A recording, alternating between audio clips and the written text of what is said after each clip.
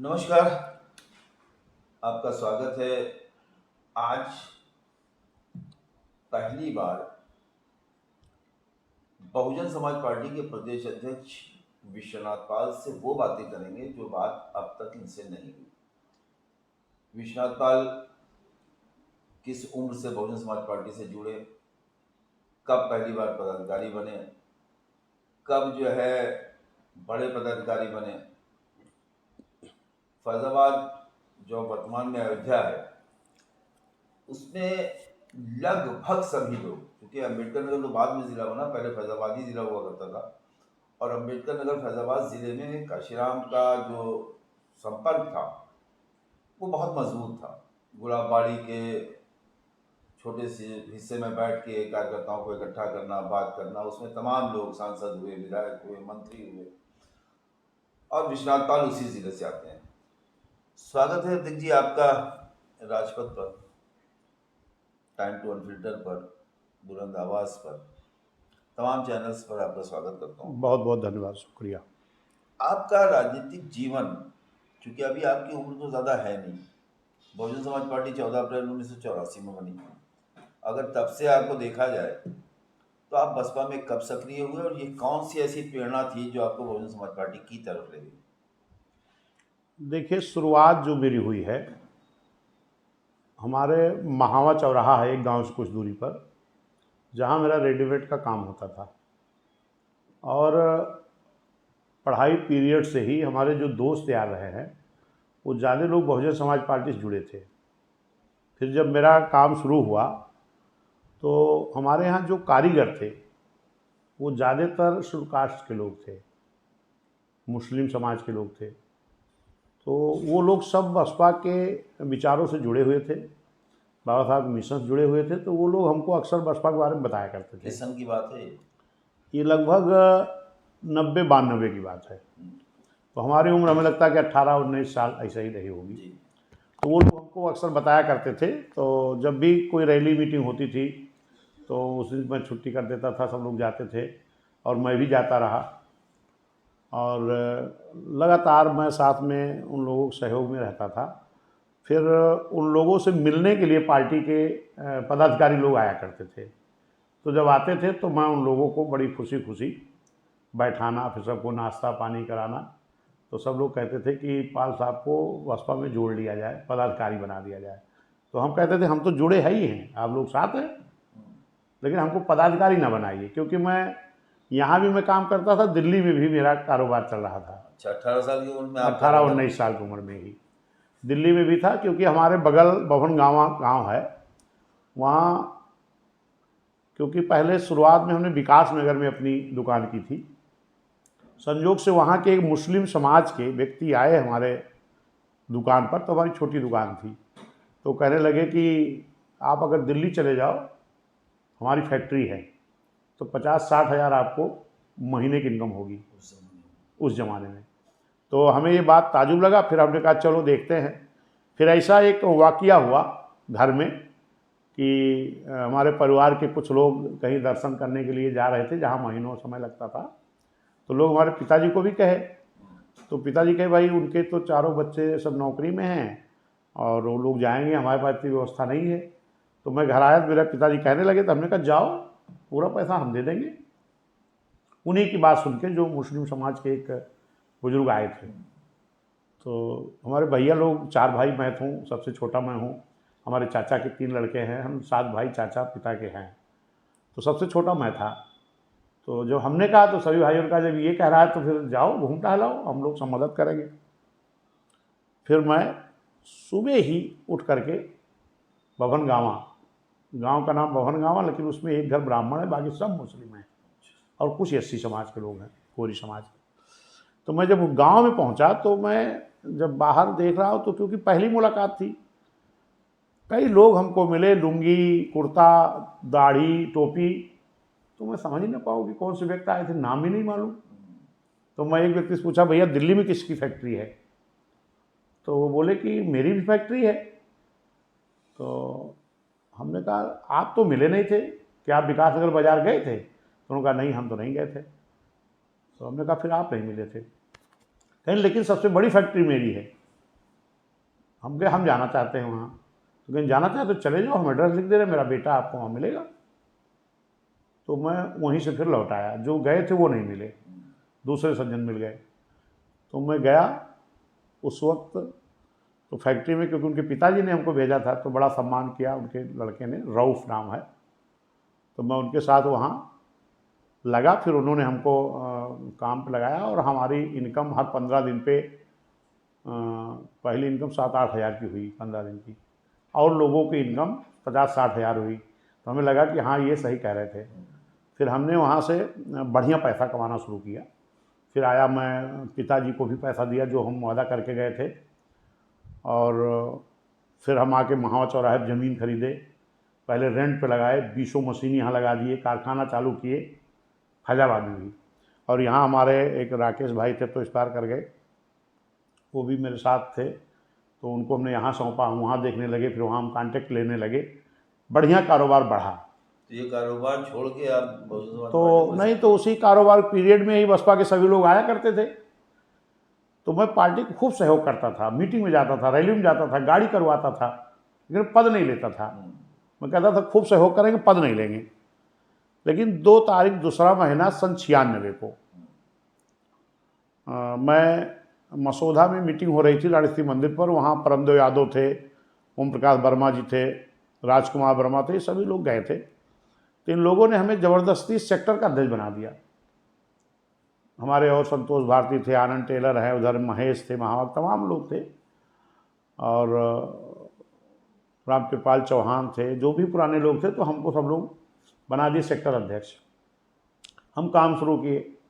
फिर कुछ दिन के बाद हमें लगता सेक्टर अध्यक्ष हम 2 तारीख को बने हैं, और 3 तारीख को माननीय आर के चौधरी, क्योंकि हमारे बगल के रहने वाले थे, जिनको बहुजन समाज पार्टी ने बिना जीते कैबिनेट का मंत्री बनाया था, तो ये 96 में वहाँ आए थे वल्लीपुर गांव में। और हमें लगता 2 तारीख दूसरा महीना सन 96 को मैं सेक्टर अध्यक्ष बना हूँ, 3 तारीख मुलाकात हुई है, और 16 फरवरी को शायद ऐसी डेट थी जो रैली लगी थी, उसी की तैयारी में आए थे। तो उन्होंने कहा, वहाँ वल्लीपुर गांव में गया तो कहीं कि अब मैं आज 3 तारीख को यहाँ संपर्क करके जा रहा हूँ, और 4 को नहीं 5 को फिर आऊँगा। तो गांव लिख रहे थे वो, तो जो गांव लिख रहे थे संजोग से वो पासी बाहुल गांव थे। तो क्योंकि मैं बहुत बीएसपी का कल्चर नहीं जानते थे, कितना लोग लिहाज दबाव, तो हमने कहा मंत्री जी रिश्तेदारी करने जा रहे हो कि समाज को जोड़ने जा रहे हो? तो बोले नहीं यार, तो समाज जोड़ने जा रहा हो। तो हमने कहा तुम सारा पासी का गांव लिए हो, कोई और जाति का गांव ले लो। तो कहीं भाई ये कौन है? कहीं सेक्टर अध्यक्ष हैं और इनके यहाँ दुकान वगैरह है। बताए तो लोग, परमदेव यादव जी बताए, प्रकाश वर्मा जी भी रहे। तो वो गए मेरे गांव, तो कहीं अपना आप स्थान बता दो। तो हमने बताया अंतपुर गांव मेरा है। तो मेरे गांव में कुछ कोरी समाज, कुछ पासी समाज, बाकी कुर्मी है, यादव हैं, पाल हैं, चौरसिया हैं। तो हमेशा में देखें और गांव बताओ। हमने कहा भवन गांव, जिस गांव पूरे मुस्लिम। तो हमने कहा 2 गांव मेरा ले लो। तो मैं अपने घर पर अच्छी व्यवस्था की, और भवन गांव में वो रऊफ भाई के घर पर, तो उनको हमने फ़ोन किया क्योंकि रिश्ते हमारे अच्छे थे। उन्होंने अपने घर फ़ोन किया कि वो विश्वनाथ पाल जाएंगे और वहाँ भीड़ इकट्ठा कर देना, वो किसी को लेके जा रहे हैं, और नाश्ता पानी व्यवस्था कर देना। तो बढ़िया तखत वखत खूब नाश्ता पानी सजा। तो चौधरी साहब मेरे घर आए, तो वहाँ भी पूरे गांव के लोग जुटे, कुर्मी, यादव, सब जाति के लोग जुटे, और सब तब लोग जान पाए कि मैं भी राजनीति में शुरू किया हूँ। तो लोग कहे भी भैया नेता कब बन गए? तो हमने कहा नेता नहीं हूँ यार, मैं काम, मंत्री जी आए थे उनको लेके आ गया, खूब बढ़िया सेवा पानी किया। फिर मंत्री जी को लेके गया भवन गाँव, रऊफ जी के घर। तो वहाँ उन्होंने खूब फल मिठाई सजाया था। तो आर के चौधरी ने कहा भाई आपके दोस्ती तो नवाबों में है, इतना खाना बढ़िया नाश्ता हम लोग कहाँ मिलता है। वो मजाकिए में लहजे रहते थे, ज़्यादा ही करते थे। हाँ। तो फिर वहाँ नाश्ता वास्ता किए। फिर हमने कहा कि ये रऊफ भाई के छोटे भाई को अपनी गाड़ी में बैठाओ, इनको लेके चलो विकासनगर बाजार तक, ताकि लगे कि हाँ इनके परिवार लोग भी जुड़े हैं। तो मैंने उनको जोड़ा, फिर रैली हुई। फिर तब से रऊफ भाई के घर से, वो फारूक है उनके बड़े भाई, तब से लगातार कोई भी रैली, कोई कार्यक्रम होता था तो उनके घर से पहले हम लोग ट्राली से भीड़ ले जाते थे, ट्रैक्टर ट्राली से। एक ट्रैक्टर ट्राली जाया करती थी हर कार्यक्रम में। वो लोग जुड़ गए। फिर उसके बाद मंडल स्तरीय कार्यकर्ता समीक्षा बैठक हो रही थी, और वो बैठक लेने गुलाबबाड़ी में हो रही थी, मान्य बहन जी गई थी मंडल स्तरीय समीक्षा बैठक। फिर उसमें मैं गया तो सर्किट हाउस में मुझे कुछ लोगों ने बुलाया, तो मान्य बहन जी ने कहा कि भाई तुम तो अच्छे हो और तुमको हम जिला उपाध्यक्ष बना दें। पहली मुलाकात है। हाँ, बहन जी से पहली मुलाकात में ही हम जिला उपाध्यक्ष हो गए थे। फिर उसके बाद जिला सलाहकार पद आया, फिर सलाहकार बने, फिर उपाध्यक्ष बने। मतलब जिले में सारा पद, अध्यक्ष का पद मैं कभी नहीं लिया था। एक बार ऐसा चांस भी आया, तो रामकरण बाबू थे और लोग थे, तो जिलाध्यक्ष बने, तो हमने कहा देखो भाई अध्यक्ष और किसी को बना दो।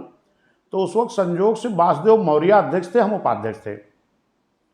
वासुदेव मौर्य हटाए गए तो मुझे अध्यक्ष बनने का मौका ऑफर आया, तो हमने कहा देखो मौर्य हटाया गया है तो कोई मौर्य बना दो, हम उपाध्यक्ष ही रहेंगे। तो हमने देखा था एक शिवाजी कुशवाहा थे, तो उनको हमने एक बार विधानसभा में मीटिंग थी, तो वो रसीद वसीद बहुत अच्छी तरीके ला के हिसाब किताब दिए, तो हमें लगा कि ये ईमानदार अच्छे हैं, तो मैंने उनको उनके घर से बुला के लाए। मैं खुद, क्योंकि रामगढ़ में उनका जिसको बनाना आप बुला के लाओ, तो मैं अयोध्या रहते तो उनके घर गया, बुला के लाया उनको, फिर जिलाध्यक्ष बनवाए। फिर मैं उपाध्यक्ष था। फिर आगे चल के भाई जी ने भाईचारा वो फिर बीएसपी का मंडल स्तरीय, वो मंडल अध्यक्ष, मंडल महामंत्री, संगठन मंत्री, ये पद बनने लगा।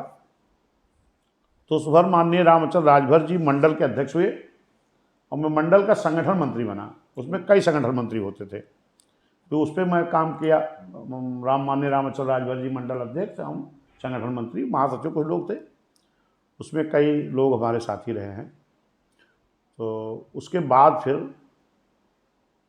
बहन जी ने हमको ऐसे ही गए ऊपर खत्म, बहन ने कहा कि आपने समाज को जोड़ो।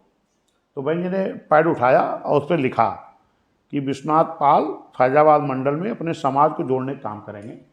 मान्य बहन जी ने अपने हाथ से लिख करके हमको दे दिया। फिर वो हमारे लिए बहुत कुछ हो गया। फिर मैं उसको लेके चला। बहन जी ने ये भी कहा कि कहीं भी मीटिंग होगी, बड़ी मीटिंग, तो ये बोलेगा वहाँ। तो संजोग से जगदीशपुर में एक बड़ी मीटिंग हो रही थी, राजभर जी शायद उसमें बहन जी आ रही थी या राजभर जी, क्लियर याद नहीं है। तो उसमें हमें बोलने का मौका नहीं दिया गया। तो रामकरण बाबू फिर लोगों से लड़े कि जब बहन जी ने कहा है कि इसको बुलाना है हर जगह, तो इसका भी भाषण कराओ, तभी तो ये बढ़ेगा। तो फिर आपको वहाँ बुलवाए। ये गौरीगंज उपचुनाव की बात तो नहीं? नहीं, उपचुनाव नहीं है, जगदीश में कोई मीटिंग हुई थी, अब क्लियर नहीं है। फिर वहाँ मैं बोला, फिर हर जगह चलता रहा। फिर भाई जी ने भाईचारा बनाया बाद में। फिर भाईचारा में भाई जी ने हमको फैजाबाद, देवीपाटन, बस्ती मंडल लगाया। तो उस वक्त हमारे समाज के भी एक आध नेता थे जो उधर भाईचारा देख रहे थे, कई मंडल का। शंकर पाल, दयाराम पाल, हाँ, कई लोग थे, सब लोग लगे थे। तो जो उधर देख रहे थे, तो उनके पास था बस्ती, देवीपाटन, गोरखपुर, कई मंडल। तो जब 2 मंडल हमें मिल गया, तो उन लोगों को थोड़ा सा बुरा भी लगा कि भाई आप फैजाबाद मंडल देख रहे थे, तो आप बस्ती मीटिंग करने क्यों आ गए। और देवगढ़ का मान्य बहन जी ने हमको लगाया है, तो हम आए हैं। फिर बाद में उनको मालूम हुआ कहाँ बहन जी ने लगाया है, तो मैं भाईचारा में रहा। फिर बहन जी ने प्रदेश में लगभग ये स्थिति बढ़ते बढ़ते आ गई 2007 के करीब, काम करते चलते। तो उस चुनाव में बहन जी ने 2 टीम लगाई। एक माननीय सिद्दीकी साहब पूरे प्रदेश को देख रहे थे, एससी सीटों को, और माननीय बाबू सिंह कुशवाहा जी देख रहे थे सामान्य सीटों को। तो मुझे बहन जी ने पहले सामान्य सीट पर लगाया। फिर सिद्दीकी साहब ने कहा कि नहीं, आप मेरे साथ एससी सीट आ जाओ। हमने कहा भाई बहन जी कहेंगी जहाँ मैं वहाँ काम करूँगा। तो बाद में फिर बहन जी ने हमें एससी सीटों पर लगाया, इधर करीब 8-9 मंडलों में सिद्दीकी साहब के साथ में। और फिर बहन जी ने कहा अपनी जगह कोई दूसरा नाम ले आओ। तो मैंने उस वक्त रमेश पाल थे सुल्तानपुर के, उनको इधर जो मेरी जिम्मेदारी सामान्य सीट पर थी, माननीय कुशवाहा साहब के साथ, उनको लगाए। फिर मैं उस पर काम किया। फिर 2008 का चुनाव हो रहा था राजस्थान का, तो बहन जी ने वहाँ हमें भेजा कि वहाँ जाके तुम्हें काम करना है। तो हम अपनी टीम के साथ 2008 में राजस्थान गए। वहाँ माननीय धर्मवीर सिंह अशोक जी रहे। मैं गया तो पहले इन्हीं से मिला। तो मुझे उम्मीद थी कि मैं इधर यूपी का हूँ तो धवलपुर, भरतपुर, इस बॉर्डर पर लगेंगे, लेकिन संजोग से उनसे मुलाकात हुई। तो उन्होंने, हम जयपुर में मिले। फिर उन्होंने कहा सुबह आप चले जाओ जोधपुर। फिर वहाँ गए, वहाँ भी रहने की व्यवस्था हुई थी। फिर वहाँ के बाद हमको पता लगा कि शेरगढ़ विधानसभा थी जोधपुर मंडल की, स्पेशल वो सीट दी गई। बाकी उस मंडल में लगातार हर जगह लोग ले जाते थे, कैडर मीटिंगें चलती थी, तो उधर मैं काम किया। उस वक्त उत्तर प्रदेश से काफ़ी लोग वहाँ लगाए गए थे, तो वहाँ लगभग 6 सीटें जीत कर आई भी थी। कुछ लोग दिल्ली लगे थे, कुछ लोग उधर झारखंड और छत्तीसगढ़ लगे थे। फिर वहाँ से वापस आने के बाद मैं लगातार अपना काम करता रहा। फिर जब सेक्टर कोऑर्डिनेटर पद बना है, तो उस वक्त माननीय बहन जी ने मुझे बस्ती, फैजाबाद, देवी पाटन मंडल में माननीय त्रिभुवनदत्त जी के साथ सेक्टर कोऑर्डिनेटर बनाया बहन जी ने, मेन संगठन में। फिर मैं तब से लगातार इधर राजनीति इधर बढ़ती गई, और उधर जो मेरा कारोबार था, मैं यही सवाल करने जा रहा था। दिल्ली का। आपकी जिंदगी के 2 हिस्से हैं। हाँ एक वो हिस्सा है जब उस दौर में जब आदमी 1000-2000 कमाने में जिसको दिक्कत होती थी, हाँ तब आप 15,000 रुपए नहीं, 40-50 हज़ार। 15 दिन में, और जो महीने में जो होता है 30,000 पहली बार में आपने कमा लिया हाँ जब आप दिल्ली गए, और फिर वो बाद में 40-50 हज़ार हाँ हुआ जो आज का 5 लाख होता है, हाँ कम से कम। हाँ एक हिस्सा वो है जब आपके यहाँ आर के चौधरी आए, उसके बाद आप उस रैली में गए, उसके बाद उस कारोबार से आप दूर होते जा रहे हैं, संगठन में सक्रिय होते जा रहे हाँ, हैं। धीरे धीरे। एक दूसरा हिस्सा ये है कि जब आपने 1995-93 के बाद संगठन में सक्रिय भागीदारी की, उसके बाद 95 में आप जो है पदाधिकारी बनना शुरू हो गए, और 96, तो ये 95 से लेके और 2007 तक, बल्कि 2012 तक, ये समय बहुजन समाज पार्टी का अच्छा समय था। हर बार सरकार बनती थी, नहीं बनती थी, सरकार की उम्मीद रहती थी, सरकार की धमक रहती थी, बहुजन समाज पार्टी का एक हैसियत होती थी। उसके बाद आपको प्रदेश का अध्यक्ष बनाया जाता है। ऐसे समय में प्रदेश के अध्यक्ष आप बने जब बहुजन समाज पार्टी का दिन ब दिन जनाधार गिर रहा था। बहुजन समाज पार्टी 22% वोट से होते होते पिछले लोकसभा चुनाव में 10%, मतलब 2 डिजिट से भी नीचे आ गई। 2 अंकों में भी उसका वोट प्रतिशत नहीं रह गया। तो 22% से जब 2 डिजिट में आ गई, 2 डिजिट से नीचे आ गई, तो ऐसे समय में आप प्रदेश के अध्यक्ष होते हैं। दोनों समय का परिवर्तन, और आपके समय के सारे नेता बहुजन समाज पार्टी से जा चुके हैं। आपके समाज के हों, चौहान समाज के हों, निषाद समाज के हों, राजभर समाज के हों, कुर्मी समाज के हों, जी जी। तमाम समाज के जो बहुजन समाज पार्टी के पिछड़ा समाज के नेता थे, या तो पार्टी छोड़ के जा चुके हैं या दुनिया से जा चुके हैं। ऐसे में पिछड़े वर्ग की पूरी जिम्मेदारी एकमात्र विश्वास पाल पर भरोसा करके मायावती ने दी। उसको संभालने में आपको कितनी मुश्किलें आई, और आप आज की स्थिति में बहुजन समाज पार्टी को कैसा पाते हैं? देखिए, वो बात मेरी जो हो रही थी, फिर जब मैं धीरे धीरे राजनीति बढ़ने लगा, तो मेरा पहले तो दिल्ली छूट गया, क्योंकि मैं जिस क्षेत्र में भी जब रहा तो बहुत मन लगा के मैं काम करता हूँ। 100% दिया उसे। जब मैं उस क्षेत्र में था तो मैं दिल्ली कारोबार करता था, यहाँ करता था, खूब पैसा कमाता था, खूब खर्च करता था।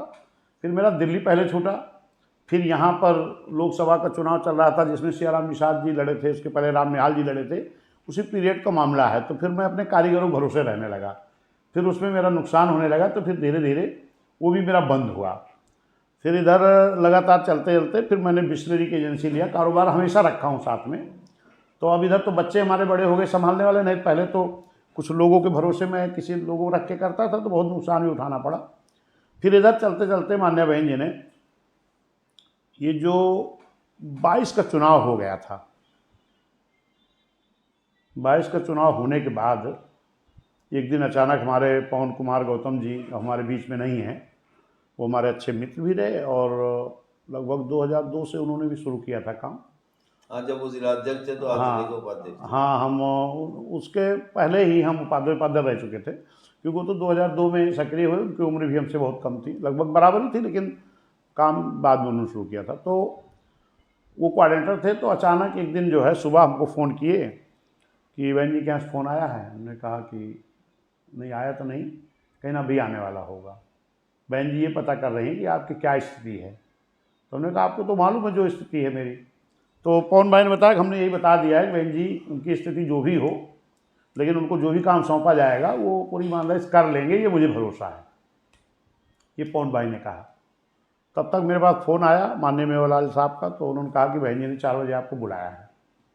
4 बजे मैं पहुंचा तो बहन जी ने कहा हाँ भाई बताओ कैसे क्या आपका परिवार है, क्या है, कैसे चलता है। तो हमने कहा बहन जी पहले तो मैं खुद ही अपना कारोबार भी करता था, पार्टी में काम भी करता था, लेकिन अब बेटा हमारा जो है बहन जी वो बिस्लरी की एजेंसी उसको देखता है, जिससे वो घर का खर्चा और पढ़ाई बच्चों की चल जा रही है, और हमको भी कुछ मिल जाता है, बाकी कुछ हमारे हित मित्र हैं, सहयोगी हैं, नाते रिश्तेदार हैं, परिवार बड़ा है, तो इस तरीके हम पार्टी काम भी कर लेते हैं। तो बहन जी कहा कि ठीक है, हम तुम्हें प्रदेश अध्यक्ष बनाना चाह रहे हैं, तो कैसे करोगे? तो हमने कहा बहन जी जो भी जिम्मेदारी मिलेगी हम उसको ईमानदारी से निर्वहन करेंगे।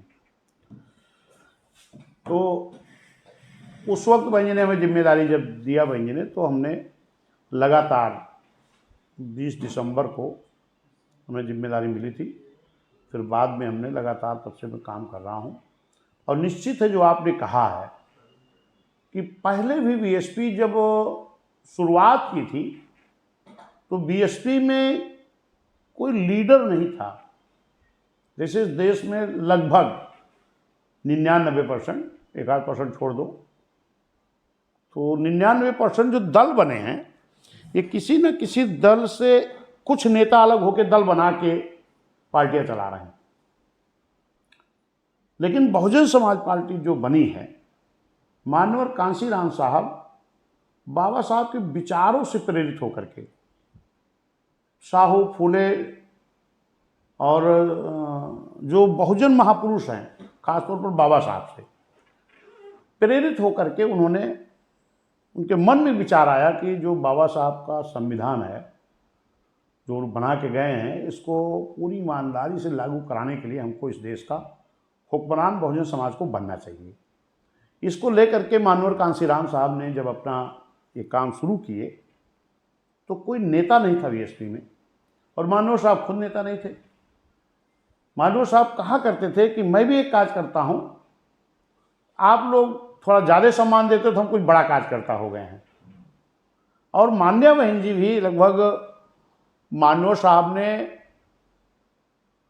1978 में बाम सेब बनाया था, लेकिन मानवर साहब ने भी लगभग 72 से ही काम शुरू कर दिए थे, और 72 में ही हमें लगता है कि एक जाति तोड़ो समाज जोड़ो रैली हो रही थी। तो उस वक्त मान्या बहन जी युवाओं की तरफ से प्रतिनिधित्व करने के लिए उस रैली में गई थी, और जहां पर बड़े बड़े लीडर बैठे थे, लेकिन वहां वो बाम सेब की शायद इस तरह की रैली थी तो बहन जी भी उस रैली में गई थी, और एक शब्द ऐसा लोग बोल रहे थे जो शब्द सुन के बहन जी को बहुत गुस्सा आ रहा था, मुझे जो लगता है। फिर बहन जी जब मंच पे मौका मिला तो बहन जी ने उसमें शब्द को बड़े जोश से रखा। उस वक्त बहन जी की बहुत तारीफ हुई।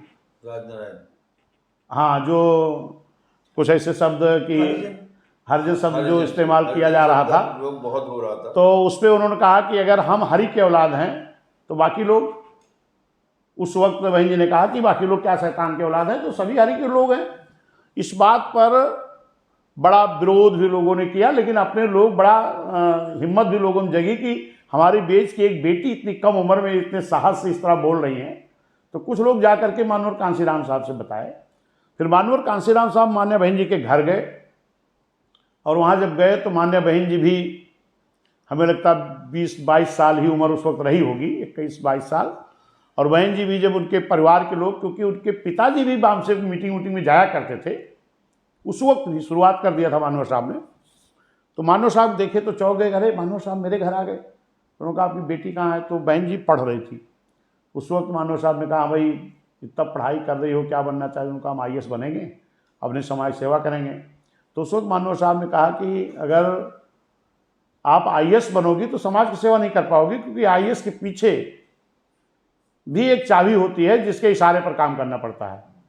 आप इस मोमेंट में काम करो, क्योंकि आपकी जो, हमने आपके अंदर जो देखा है जज्बा, जो बताया लोगों ने, अगर आप इस मोमेंट में काम करो तो मैं आपको वो बना दूंगा जो आपके पीछे बहुत IAS घूमेंगे, पीछे घूमेंगे।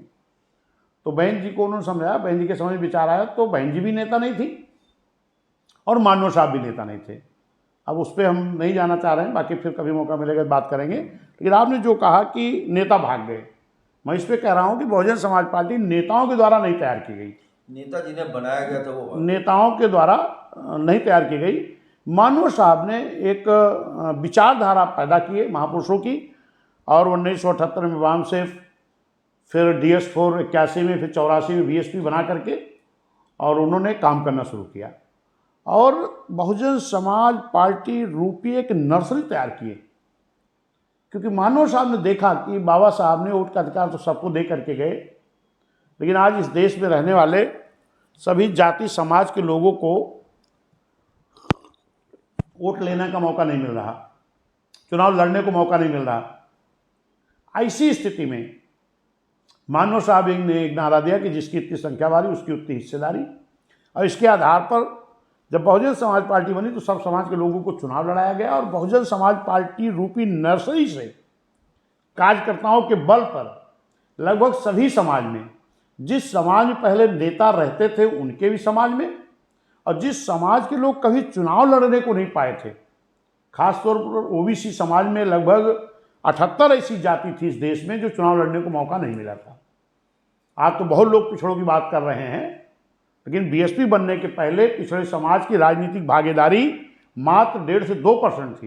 मैं तो धन्यवाद देता हूं माननीय कांशीराम साहब मान्या बहन जी को, जिन्होंने ये नारा दे करके जिसकी इतनी संख्या भारी उसकी उतनी भागीदारी के तहत सभी लोगों को भागीदारी दिया, और तब इन समाज के लोगों में नेता तैयार किया गया, नेता पैदा किया गया। लेकिन कुछ दिन के बाद जो नेता तैयार हुए थे उन नेताओं के मन में एक लालच पैदा हुई, क्या कि अब मैं नेता हो गया हूं, अब मेरा बेटा नेता हो जाए, मेरी बेटी नेता हो जाए। लेकिन ये बहुजन समाज पार्टी कल्चर नहीं था।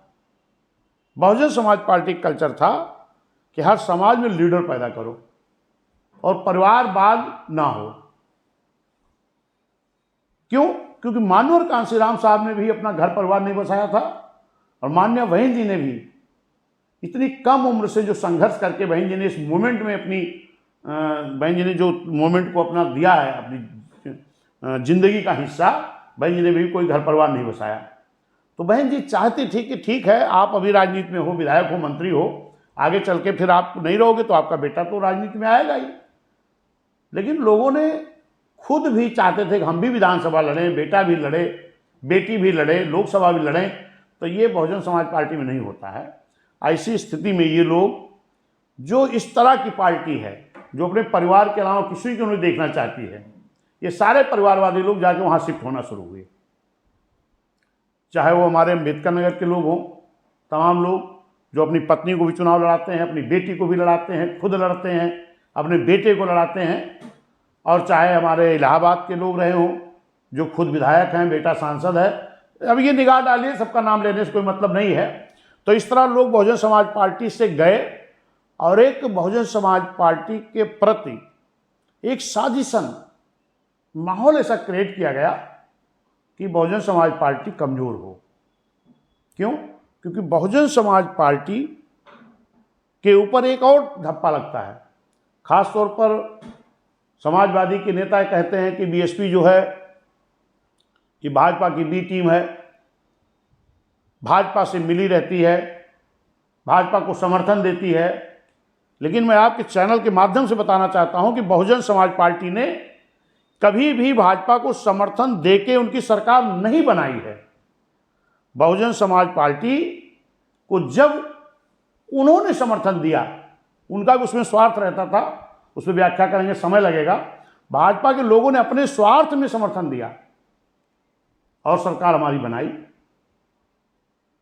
तो बहुजन समाज पार्टी के नेता मान्य बहन जी ने समर्थन तो दिया, लिया, कभी दिया नहीं, लिया।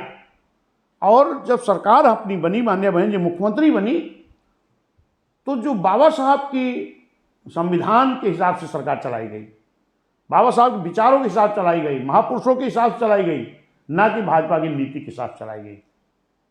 और इसीलिए भाजपा बहुत दिनों तक सरकार बना के भी बर्दाश्त नहीं कर पाती थी। पहली बार भाजपा ने बनाया 4 महीने में गिरा दिया, फिर बनाया 6 महीने में गिरा दिया, फिर बनाया 16 महीने में गिरा दिया। लेकिन उत्तर प्रदेश की महान जनता ने तय किया कि जब बहुजन समाज पार्टी की अगुवाई में मान्य बहन जी इतना अच्छा काम कर रही हैं तो सरकार क्यों गिराई जाती है।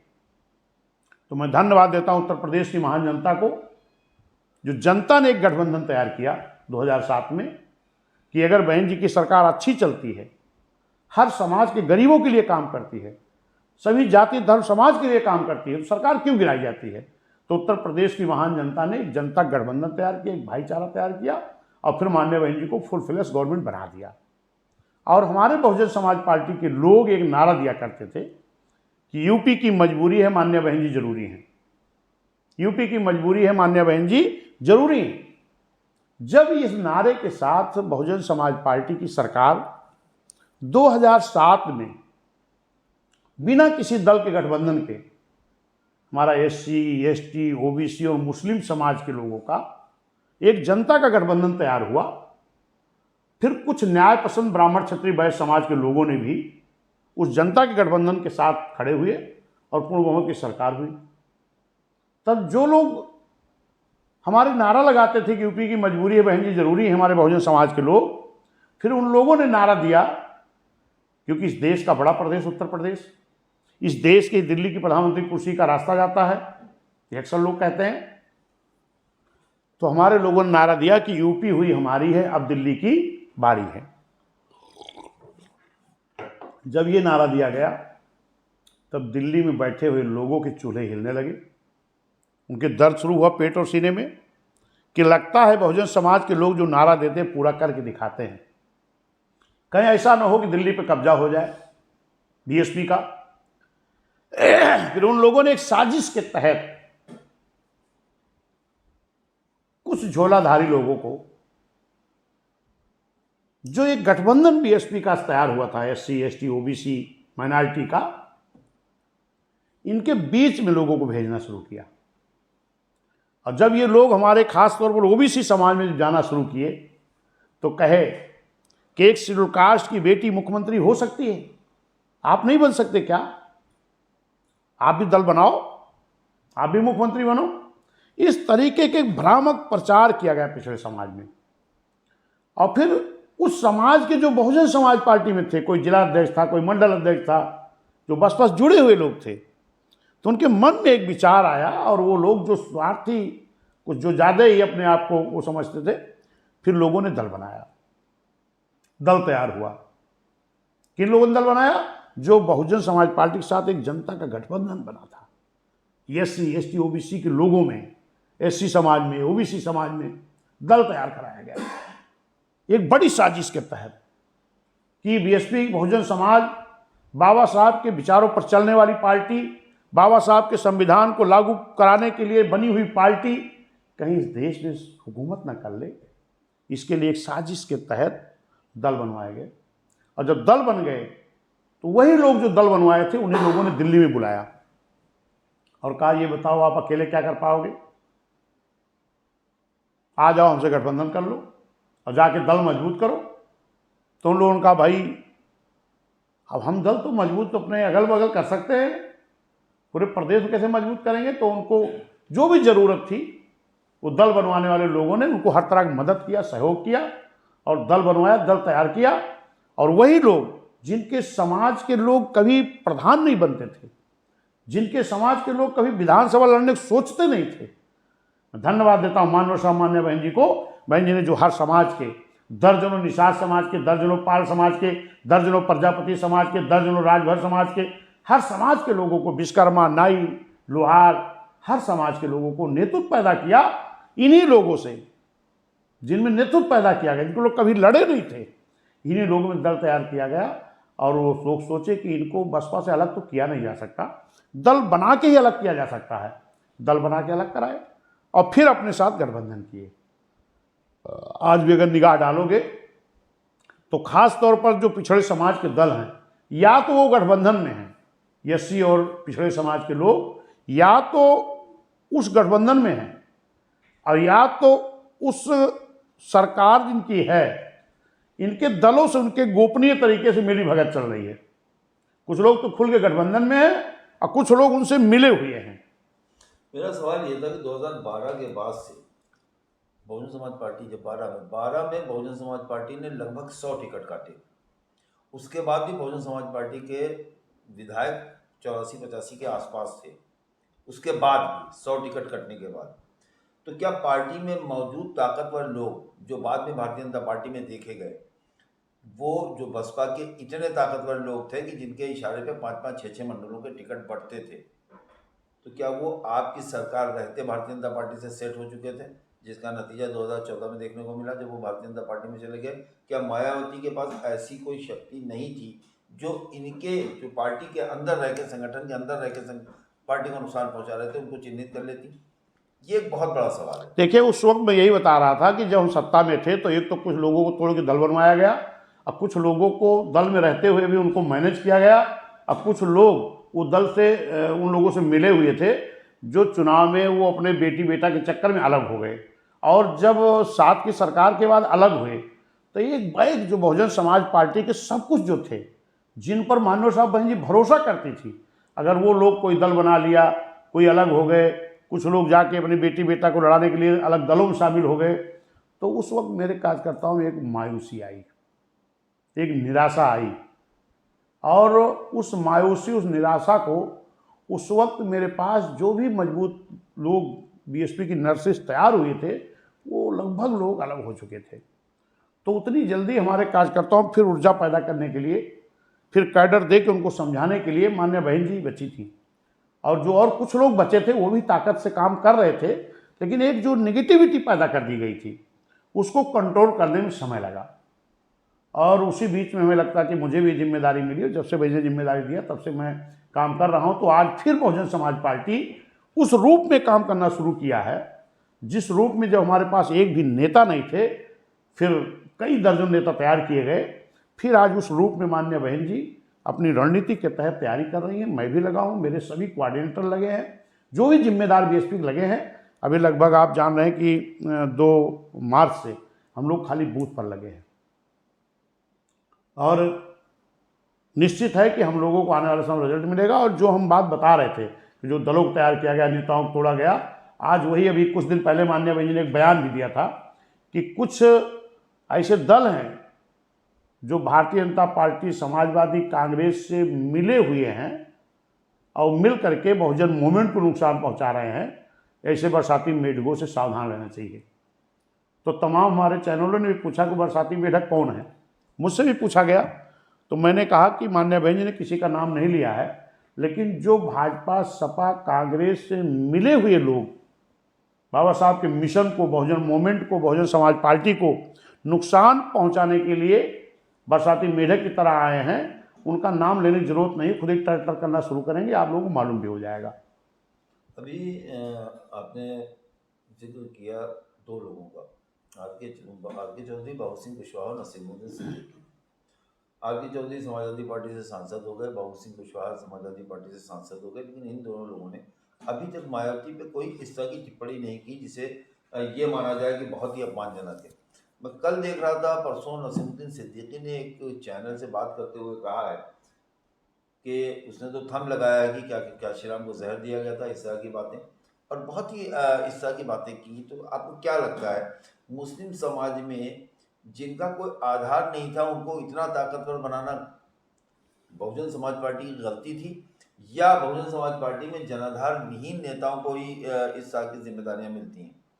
देखिए, उस वक्त जो बात हो रही थी नसीमुद्दीन सिद्दीकी से कि जहर दे के मारा गया, क्या नसीमुद्दीन ने साफ शब्दों में कहा ये सब झूठ है, गलत है, इस तरीके का कोई व्यवहार नहीं था। मान्य बहन जी मानवर कांसीराम साहब की एक असली शिष्या थी, और मानवर कांसीराम साहब ने अपने होशो हवास में मान्य बहन जी को अपना उत्तराधिकारी बना के गए हैं।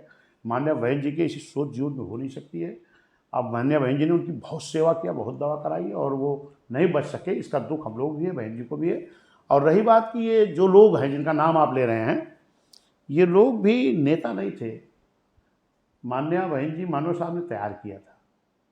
ये सही है कि मानवर साहब ने जब बहन जी को तैयार किए तो उसी पीरियड के ये लोग भी तैयार किए जा रहे थे, लेकिन मानवर साहब की परख और सोच जो थी उसमें बहन जी खरी उतरी, क्योंकि एक ऐसे मानवर साहब के साथी थे, अब इस दुनिया में नहीं है, उनका नाम था मान्य राम समुद्र जी। स्वाभाविक। नहीं, वो रहने वाले प्रतापगढ़ थे, अच्छा। प्रतापगढ़ के रहने वाले थे, और वो फैजाबाद में रह के काम करते थे, यहाँ रहते थे। तो उन्होंने बसपा में मान्य बहन जी को मांडो साहब ने आगे बढ़ाया, उत्तराधिकारी बनाया, तो वो बड़ा विरोध करते थे। लेकिन अचानक एक दिन हमको मिले, अब तो इस दुनिया में है नहीं बेचारे वो। एक दिन वो हमको अचानक मिले, उन्होंने कहा कि पहले हमको बहुत बुरा लगा, मानव साहब को हमें बढ़ाना चाहिए था लेकिन बहन जी को बढ़ाए। लेकिन जब मैं बहन जी के कार्यों को देखा तो मुझे लगा कि मानव साहब की सोच और उनकी परख में कोई कमी नहीं है। जो काम माननीय बहन जी समाज के लिए कर ले रही वो शायद मैं नहीं कर पाता। तो मानव साहब की सोच और जो परख थी उसमें बहन जी खरी उतरी हैं, और निश्चित है कि माननीय बहन जी फिर से इस बहुजन मूवमेंट को जिस तरह पहले मेहनत करके तैयार करके बहन जी हुकूमत में लाई थी, फिर आज बहुजन समाज पार्टी 2007 के पहले जो मूवमेंट काम करता था, फिर हमारे नए नए तमाम कार्यकर्ता तैयार हो रहे हैं, पुराने भी जो हमारे लोग हैं ये सभी लोग मिल करके पूरी ताकत से लगे हैं। और निश्चित है कि आने वाला जो समय होगा वो बहुजन समाज का होगा। 2007 में भी किसी से हमारा गठबंधन नहीं हुआ था। गठबंधन हमारा 92 में हुआ, फिर 96 में हुआ, फिर हम 2002 बिना गठबंधन के लड़े। जब गठबंधन भी हमने किया तब भी क्योंकि अक्सर लोग गठबंधन के लिए बड़ा आतुर भी होते हैं बसपा से, लेकिन होता क्या है कि बीएसपी का वोट तो बहन जी के ये इशारे पर ट्रांसफ़र हो जाता है, लेकिन दूसरे लोग वो ट्रांसफ़र नहीं हो पाता है। और हमने 2007 का जो सरकार बनी थी वो ही तजुर्बे पर माननीय बहन जी ही उस वक्त भी काम कर रही थी, क्योंकि माननीय कांशीराम साहब नहीं, तब आप सात के रैलियां क्या पहले करते थे? बड़ी रैली सात के करते थे, पहले मंडल में रैली चले करते गए थे। थे।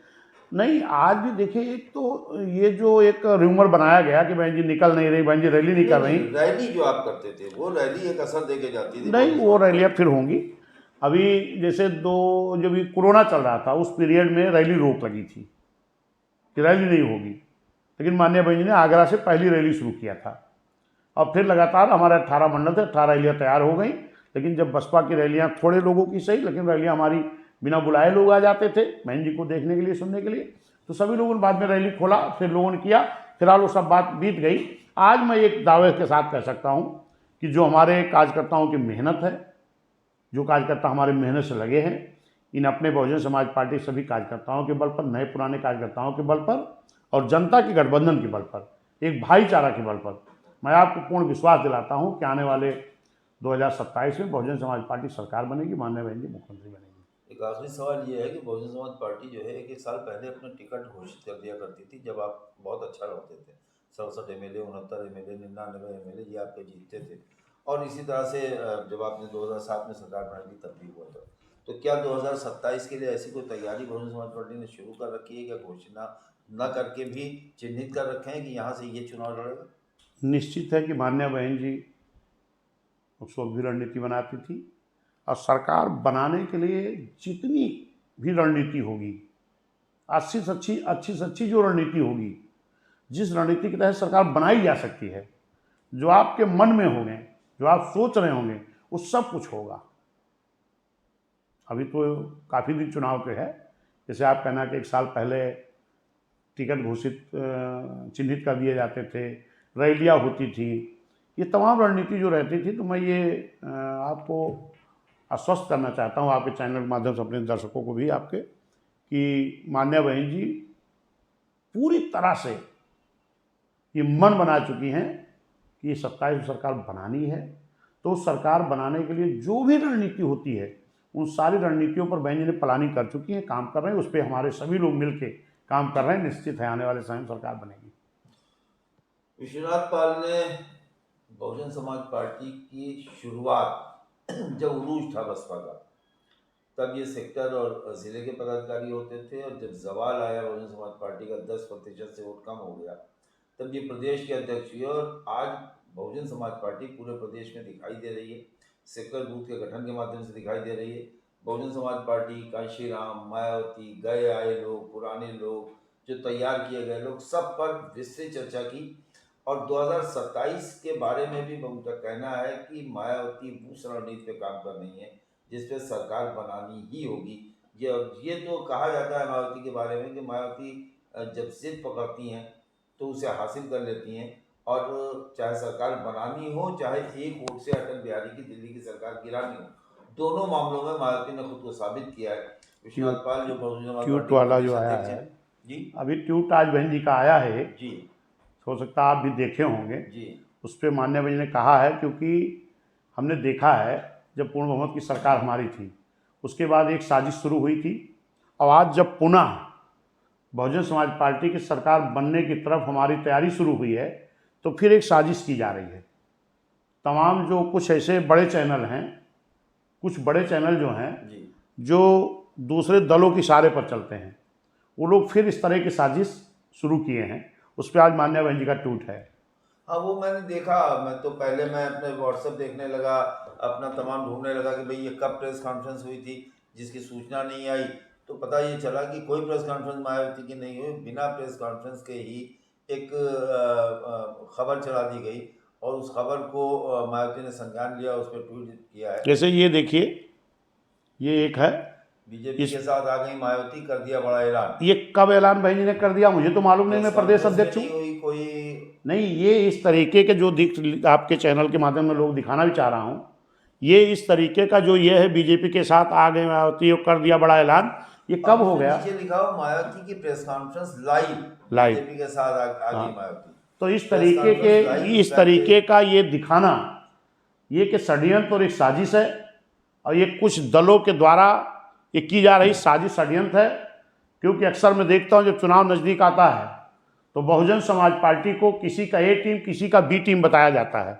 लेकिन मैं ये मान्या बहन जी ने ट्वीट के माध्यम से भी कहा है कि बहुजन समाज पार्टी किसी की ए टीम बी टीम नहीं है। बहुजन समाज पार्टी वो पार्टी है जो इस प्रदेश में, देश के बड़े प्रदेश में पूर्ण बहुमत की सरकार बना चुकी है। फिर उस रणनीति पर हम लोग काम कर रहे हैं। जो लोग भारतीय जनता पार्टी के बी टीम के रूप में काम कर रहे हैं उनके ऊपर तो लोग नहीं उंगली उठाते, लेकिन हम कभी नहीं बी टीम रहे हैं। जो लोग फर्जी का पीडीए बना के घूम रहे हैं, हमको बी टीम कहते हैं, जरा उनके चरित्र पर जा करके देखें कि जिस तरीके से जो हमें बी टीम का तकमा दिखाते हैं, उनके खुद परिवार के आधे लोग भाजपा में हैं, आधे लोग सपा में हैं। खुद उनके छोटे भाई की औरत जो है वो भाजपा की महिला आयोग के उपाध्यक्ष हैं। खुद उनके छोटे भाई के सगे बहनोई अभी करहल से चुनाव लड़े थे कि अगर भाजपा जीत जाए तो जीजा जी, सपा जीत जाए तो भाई भतीजा। तो बी टीम का काम तो वो लोग करते हैं, आरोप हमें लगाते हैं। तो इस तरह से जो कुछ चैनल, बड़े चैनल जो इस तरह के किसी के इशारे पर इस तरह दिखाते हैं, ये नहीं दिखाना चाहिए। क्योंकि हमारी वो भी तैयारी है, हम जान रहे हैं कि जैसे जैसे हम मजबूत होंगे तैसे जो भी इस तरह ताकतें हैं कि बहुजन समाज पार्टी सरकार ना आए, बाबा साहब के मिशन पे काम करने वाली, बाबा साहब के संविधान को मानने वाली पार्टी ना आए, वो इस तरह साजिश शुरू करेंगे। और उससे हम लोग लड़ने के लिए पूरी तरह तैयारी की है, सावधान है। लेकिन मैं ऐसे चैनलों को ये अपने आपके चैनल के माध्यम से कहना चाहता हूँ कि इस तरीके की जो घटिया सोच प्रदर्शित करते हैं, ये नहीं करना चाहिए। और अगर ये भूल में या गलती में किए हों या किसी कहने पे किए तो इस पर उनको क्षमा भी मांगनी चाहिए। साफ और स्पष्ट संदेश के साथ बने रहिए, राजपथ के साथ, बुलंद आवाज के साथ, टाइम फिल्टर के साथ। हम ये बातचीत आपको कैसी लगी कमेंट करके जरूर बताइए। धन्यवाद।